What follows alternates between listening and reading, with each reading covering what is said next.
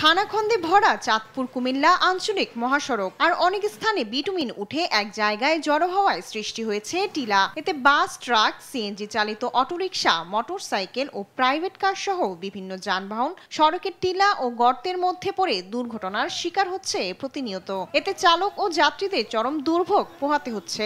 মানুষ দিনকে দিন এই রাস্তায় অ্যাক্সিডেন্ট হচ্ছে। এই রাস্তায় একটা গর্ত প্রায় 8 সময় এই জায়গার মধ্যে গর্ত। মাত্র একটা গাড়ি অ্যাক্সিডেন্ট হয়েছে, গর্ত পড়ে গাড়ি উল্টে গেছে। কিছুক্ষণ আগে আমার লোড গাড়ি উল্টে পড়ে গেছে। রাস্তার পরিস্থিতি খারাপের গতিকে আমাদের প্রত্যেকদিনে গাড়ি চালানোর সময় পাতি ভাঙে, চাকার সমস্যা হয়, অ্যাক্সিডেন্টগুলো বেশি হইতেছে আর কি। 1 ঘন্টার জায়গায় 2.5 ঘন্টা লাগে, 2 ঘন্টা না 2.5 ঘন্টা।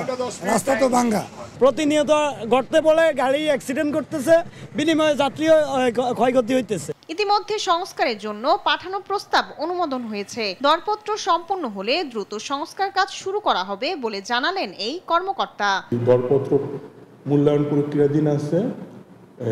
দ্রুত দরপত্র মূল্যায়ন সম্পন্ন হলে ঠিকাদার নিয়োজিত হবে। ঠিকাদার নিয়োজিত হলে আমরা দ্রুত কাজটি সম্পন্ন করব। নিরাপদ যাতায়াত নিশ্চিতে দ্রুত সময়ের মধ্যে সড়কটি সংস্কার ও 4 লেন করার দাবি এলাকাবাসীর।